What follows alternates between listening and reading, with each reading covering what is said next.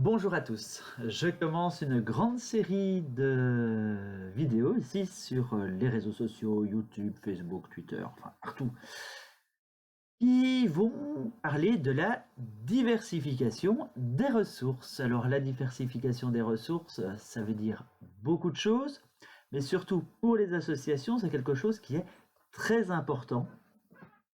Alors, d'où je parle tout d'abord, c'est Vincent Tercelin, j'ai créé Le Kéris afin d'aider les associations à faire face aux changements de financement. Beaucoup d'associations ne fonctionnaient que grâce aux subventions associatives, aux subventions publiques, pardon, vers les associations. Et il n'y a pas beaucoup d'associations qui ont trouvé d'autres moyens pour justement trouver, financer leurs activités, le fonctionnement, mais aussi les projets. Et c'est ici, dans cette diversification, où je vais parcourir un panel, j'en ai plus de 40, alors peut-être 50, peut-être 60, je sais pas, avec vos commentaires en dessous, au-dessus, j'arriverai à savoir, avoir des idées supplémentaires. Mais voilà, j'en ai déjà plus de 40 et on va parler justement de cette diversification des ressources. Et aujourd'hui, eh bien, on va parler de la cotisation. La cotisation, quelque chose de très important, et c'est quelque chose qui était la base, c'est pour ça qu'on commence par là. Alors, la cotisation, je la place dans les solutions classiques.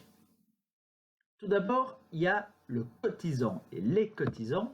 Il faut faire attention au statut, parce que les cotisants, ceux qui payent leur cotisation, mais toutes les associations ne sont pas autorisés ou obligés de recevoir des cotisations et d'être cotisants. On est libre de cotiser, mais c'est les statuts aussi qui le disent.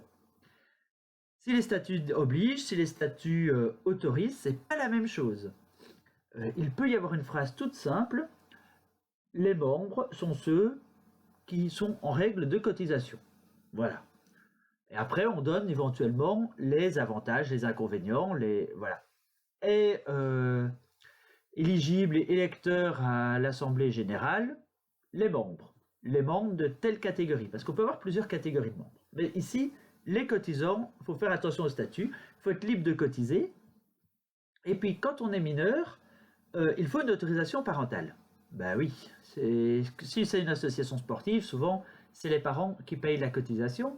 Mais si c'est une association, un bar, une association de nature ou quelque chose comme ça, un peu plus différent, où la cotisation parfois est symbolique, les mineurs, il faut une autorisation parentale.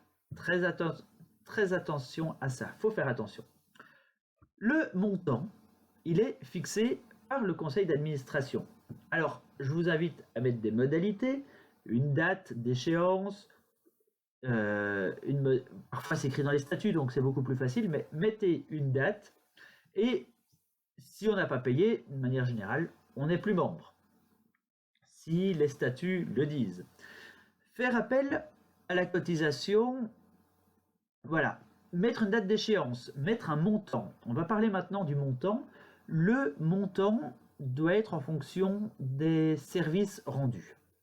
Si le service rendu est important ou a une grande valeur ajoutée, on peut mettre un montant plus élevé.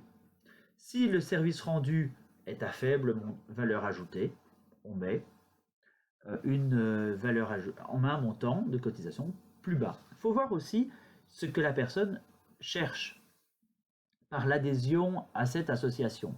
Si c'est tout simplement une adhésion de cœur et qu'il n'y a aucun avantage à cette adhésion, j'entends bien, il n'y a aucun avantage à cette adhésion, alors la cotisation est déductible. Mais s'il y a un avantage, il faut faire très attention, la cotisation n'est pas déductible et il faut bien avoir le montant. Si les personnes recherchent dans cette association du réseau, parce que c'est une association de réseautage, il y a beaucoup d'associations professionnelles qui fonctionnent un peu comme ça, eh bien, c'est important aussi de mettre un montant qui est en conséquence. Si ce que les personnes recherchent, c'est l'utilisation et des cours de foot, et que c'est, je dis n'importe quoi, 50 € et 2 heures par semaine, 50 semaines, 50 €, 1 € pour 2 heures, ça fait 50 centimes l'heure. Est-ce que c'est honnête? Est-ce que c'est trop? Est-ce que c'est trop peu? Je ne suis pas juge. Je pose la question pour avoir un juste prix du montant de la cotisation. Il faut voir le rendu qu'il y a.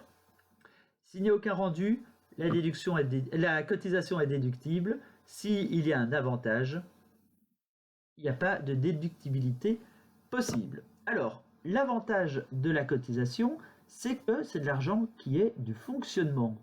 Eh bien oui, ça c'est un véritable avantage parce qu'on peut mettre cet argent n'importe où. On n'est pas obligé de le mettre dans un projet bien précis. Ça, c'est quelque chose auquel il faut penser aussi.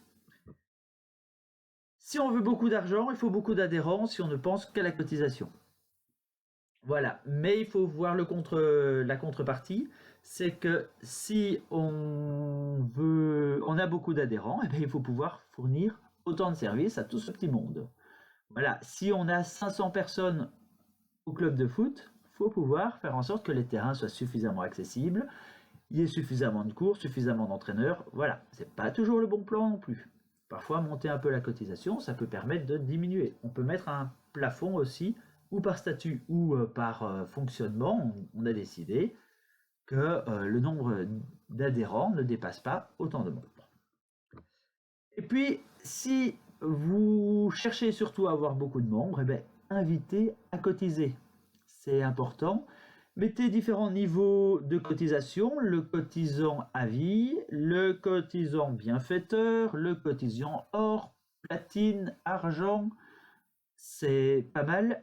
Et puis ça peut permettre aussi de chatouiller un peu l'ego que chaque personne a. Voilà.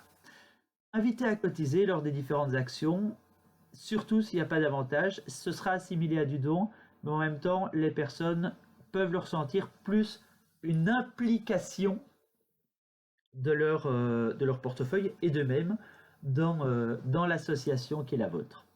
Alors, vous voulez parler cotisation, vous voulez parler fonctionnement et diversification des ressources, mécénat, notion fiscale, l'argumentaire de don, parce qu'on va beaucoup parler du don. Le mécénat est un don, mécénat d'entreprise, mécénat particulier, que moi j'appelle tout simplement don.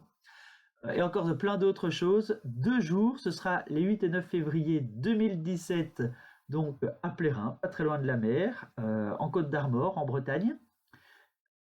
Un lieu sympa, des gens qui seront sympas aussi, et puis on parlera de plein de choses pendant ces 2 jours. Cette formation qu'on peut faire aussi à la demande pour vous, votre réseau, est assimilable à de la formation professionnelle. Voilà. Et si vous voulez me contacter, vous avez toutes les coordonnées ici. N'hésitez pas non plus à liker, à partager, à suivre les comptes Lokeris. Lokeris, c'est ce qu'il faut suivre. Et puis vous avez aussi toutes les infos pour m'écrire et me téléphoner. Allez, à bientôt.